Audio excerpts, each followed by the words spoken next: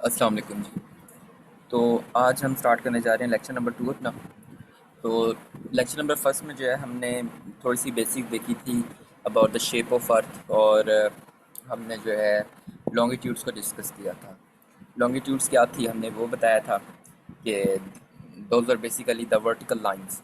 तो आज जो है हम लैटिट्यूड्स के बारे में बात करेंगे।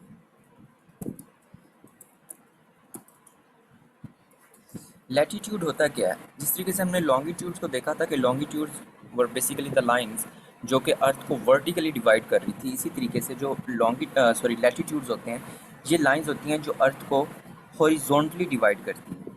ठीक है, तो हॉरिजॉन्टली जो लाइंस डिवाइड कर रही होती हैं उनको हम बोलते हैं ये लैटिट्यूड्स हैं। ठीक हो गया जी।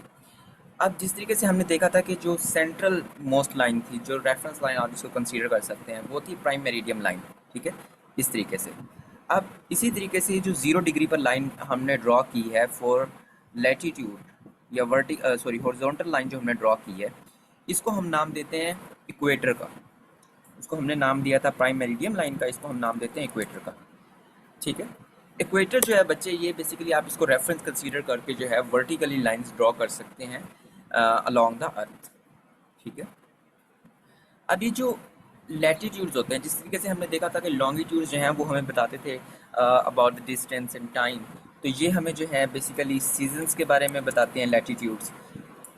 टेम्परेचर रीजन्स के बारे में बताते हैं कि किस रीजन में टेम्परेचर सेटिंग कैसी होगी। ठीक है, अर्थ की। एक सेकंड दीजिए। हाँ जी जी। अब हमने इसको कंसीडर कर लिया इक्वेटर को एज रेफरेंस लाइन 0 डिग्री पर। ठीक है, ऊपर नीचे जो हम दो लाइंस ड्रॉ करते हैं 23.25 डिग्री पर, इनको कुछ नाम दिए गए हैं। 23.5 डिग्री पर हमने जो दो लाइंस ड्रॉ की हैं, +25 डिग्री और -25 डिग्री, इसको हम देते हैं नाम। ऊपर वाले जो +25 डिग्री है, इसको हम नाम देते हैं ट्रॉपिक ऑफ कैंसर, और नीचे वाले जो -23.5 डिग्री पर है, हमने हॉरिजॉन्टल लाइन ड्रॉ की है, इसको हम नाम देते हैं ट्रॉपिक ऑफ कैप्रिकॉर्न। ठीक हो गया जी। तो ट्रॉपिक ऑफ कैंसर और ट्रॉपिक ऑफ कैप्रिकॉर्न। अब यहाँ पर एक इम्पॉर्टेंट एमसीक्यूज बनता है जो अक्सर आ चुका है और आता है कि पाकिस्तान जो है वो कहाँ पर लोकेटेड है, north of tropic of cancer या south of tropic of cancer, या north of tropic of capricorn या south of tropic of capricorn. तो ऑलवेज रिमेंबर कि पाकिस्तान जो है is in the north of tropic of cancer. ठीक हो गया जी। अच्छा, ये बात हो गई 23.5 डिग्री पर हमने लाइंस ड्रॉ की, उनको हमने नाम क्या दिया, और पाकिस्तान जो है बीच में से एमसीक्यूज निकल आया जो आ चुका है पास्ट पेपर में कि पाकिस्तान कहाँ है। Pakistan is located in the north of tropic of cancer. अब हमने यहाँ पर स्टार्ट में बात कर चुके हैं हम कि ये जो है लैटिट्यूड्स जो हैं ये सीज़न एंड टेम्परेचर जो सेटिंग होती है किसी भी रीजन की, उसके बारे में बताती हैं। तो किस तरीके से बताती हैं? बेसिकली रीजन्स जो है अकॉर्डिंग टू टेम्परेचर जो है उनको डिवाइड किया गया है। लेकिन इससे पहले आप ये समझ लें, मैं इरेज कर लूँ फिर उसके बाद। हाँ जी, ये जो पोल है, ये इक्वेटर 0 डिग्री पर हमने ड्रॉ की हुई है। ठीक है, और ऊपर वाला जो पोल है या ऊपर वाला जो हेमिस्फीयर है, ठीक है, उसको हम नाम नाम देते हैं नॉर्दर्न हेमिस्फीयर का। ठीक है, और ये जो निचला है 0 डिग्री से नीचे, इसको हम नाम देते हैं साउदर्न हेमिस्फीयर। ठीक है जी, नॉर्दर्न और ये साउदर्न। अब देखें कि हमने जो है इसी की बेस पर जो है हेमिस्फीयर्स को जो है इन लाइंस, जो horizontal lines and temperature setting के अकॉर्डिंगली रीजन्स में डिवाइड किया हुआ है। कैसे? ये जो पहली मैंने लाइन ड्रॉ की है +23.5 डिग्री और -23.5 डिग्री, ये जो दोनों रीजन्स हैं, इनके जो टेम्परेचर होता है ये ट्रॉपिकल टेम्परेचर होता है, यानी कि ये हम इसे बोल सकते हैं कि ये ट्रॉपिकल रीजन।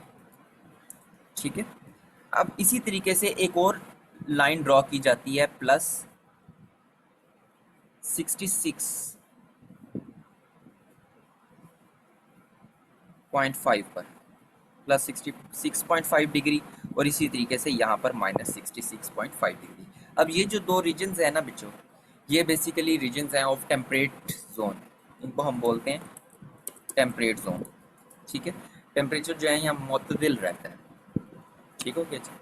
अब ये थी टेम्परेचर सेटिंग, और उसके बाद जो है आगे की तरफ अगर हम मज़ीद आगे की तरफ चलें तो यहाँ पर नॉर्थ पोल बनता है और यहाँ पर जाकर जो है साउथ पोल होता है। यहाँ पर टेम्परेचर जो है वो इंतहाई जो है शदीद किस्म का टेम्परेचर होता है, ठंडा। ठीक है क्या जी? तो ये होगी टेम्परेचर सेटिंग। अब जिस तरीके से हमने देखा था कि जो हमारा प्राइम मेरिडियम लाइन थी वो 8 कंट्रीज़ में से गुजर रही थी। इसी तरीके से ये जो इक्वेटर है या 0 डिग्री लाइन है लॉन्गिट्यूड की, ये टोटल 3 कॉन्टिनेंट्स और 13 कंट्रीज़ में से गुजरती है। कैसे? वो कौन कौन से कॉन्टिनेंट्स हैं और कौन कौन से कंट्रीज़ हैं, अब हम उनको देख लेते हैं। लेकिन उनको देखने से पहले मैं इसको एक बार रिवाइज कर, आपकी जो अर्थ है, ठीक है, इसको जो लाइंस हॉरिजॉन्टली जो डिवाइड करती हैं हेमिस्फीयर्स में, उनको हम नाम देते हैं लैटिट्यूड्स का।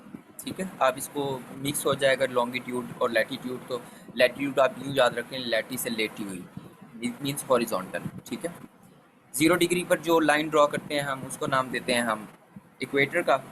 ठीक है, उसके बाद +23.5 डिग्री पर जो है ट्रॉपिक ऑफ कैंसर मौजूद है, -23.5 डिग्री पर ट्रॉपिक ऑफ कैप्रिकॉन मौजूद है। अगर हम ऊपर की तरफ देखें तो +66.5 डिग्री सेंटीग्रेड पर एक जोन बनता है और एक नीचे -66.5 डिग्री पर जोन बनता है। ये जो दो जोन है, सॉरी, ये 0 डिग्री लाइन, ये जो दो जोन है इनको हम ट्रॉपिकल जोन कहते हैं, और इससे नीचे वाले जो +60 पे बनता है उसको हम -66 पे बनता है, उसको हम नाम देते हैं टेम्परेट जोन का। और फिर यहाँ पर साउदर्न पोल और वहाँ पर नॉर्दर्न पोल। ठीक हो गया जी? अब हम इक्वेटर की बात कर लेते हैं। इक्वेटर जो है ना बच्चे, बेसिकली जो 0 डिग्री पर ड्रॉ की हुई लाइन है हमारी, इसकी अगर टोटल हम लेंथ की बात करें कि कितनी है, तो वो है, एक सेकेंड लीजिए, वो है 40,075, ठीक है, किलोमीटर स्क्वायर। इतनी जो है इसकी लेंथ है आपकी जो इक्वेटर है उसकी। अब ये गुजरता है टोटल 13 कंट्रीज़ में से, और 3 जो हैं कॉन्टिनेंट्स में से गुजरता है।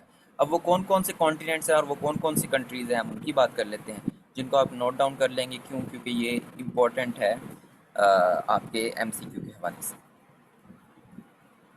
एक सेकंड दीजिएगा, मैं ज़रा कॉलम्स बना लूँ।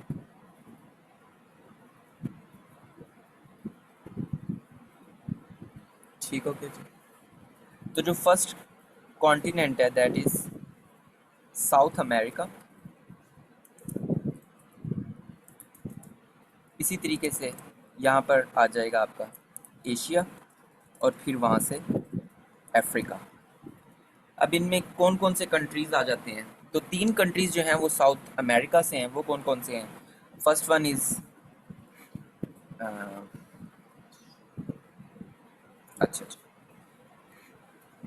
सो इसमें जो कंट्रीज़ आ जाते हैं वो हैं, एक्वाडोर आ जाता है, ई से मैं इसको रिप्रेजेंट करूँगा।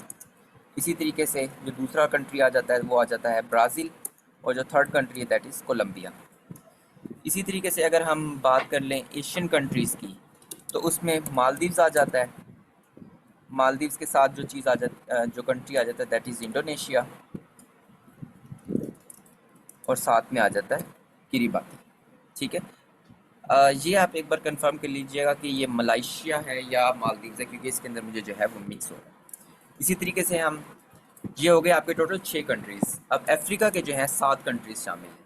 कॉन्गो है, ठीक है, इसी तरीके से डेमोक्रेटिक ऑफ कॉन्गो है, इसी तरीके से साउथ टैमो प्रिंसिपी है, ठीक है, सोमालिया आ जाता है आपका, युगांडा आ जाता है, एक सेकंड दीजिए, युगांडा आ जाता है आपके इस रीजन में, और इसके साथ गैबून आ जाता है, ठीक है, एंड माली। तो ये कुछ कंट्रीज़ हैं जो कि शामिल हैं, जो कि इक्वेटर जिनके ऊपर से पास ऑन होता है। ठीक है, अब ये हो गए आपकी लैटिट्यूड्स, ये लैटिट्यूड्स के बारे में जितनी भी बातें थी। अब एक इसके बाद और इम्पोर्टेंट जो रेडियस जो MCQ आ जाता है that is about the radius of earth. Radius जो है बच्चे, रेडियस कहते हैं कोई भी एक सर्कुलर ऑब्जेक्ट होता है ना, जैसे ये एक मैंने सर्कल ड्रॉ किया हुआ है, मैं आपको समझा देता हूँ।